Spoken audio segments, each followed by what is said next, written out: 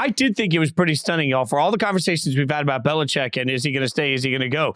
None of us, nobody in the world seemed to know that Jerod Mayo had it built into his contract in a way the league had approved in advance that allowed them to not have to deal with the Rooney Rule at all because the league had already approved that it was in the contract that he's the successor.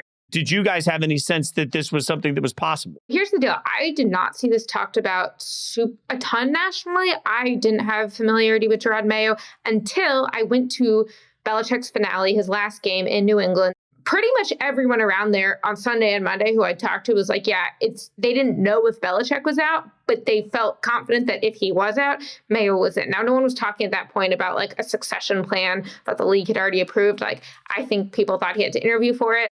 Give Mayo credit. That speaks to his respect around the organization.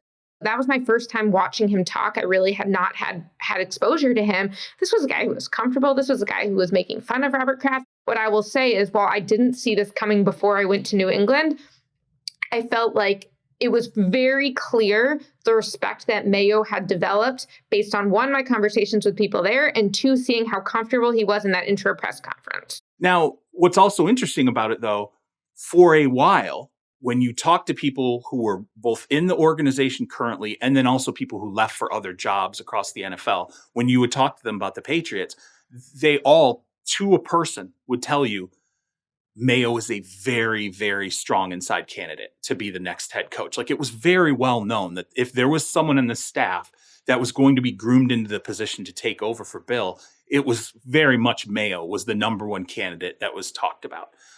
So there had to be some sense internally there. There had to be, something was given off by ownership that, okay, this is who we're aiming at. This is, the person that we're leaning toward. Maybe that's because they obviously knew it's in his contract to be the successor. I think the oddity is just that we didn't know it until everything ultimately happened.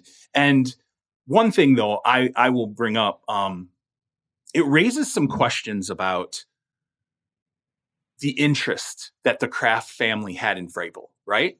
Because I heard that multiple places, and I'm talking about not reporters, like in the league, they're interested in Mike Vrabel. And if Mike Vrabel comes free from the Titans, they're interested. Now, what was attached to Mayo's deal, if he did not get that head coaching job, he got a cash payout. There would be a cash settlement, right? So if they just said, hey, you know what? I know we promised the succession, it was going to go to you, but we've decided to go a different way. I don't know if they pay out what the contract would have been, or I would guess that the language in the contract says what the cash payout would have been, but he basically would have gotten a lump sum.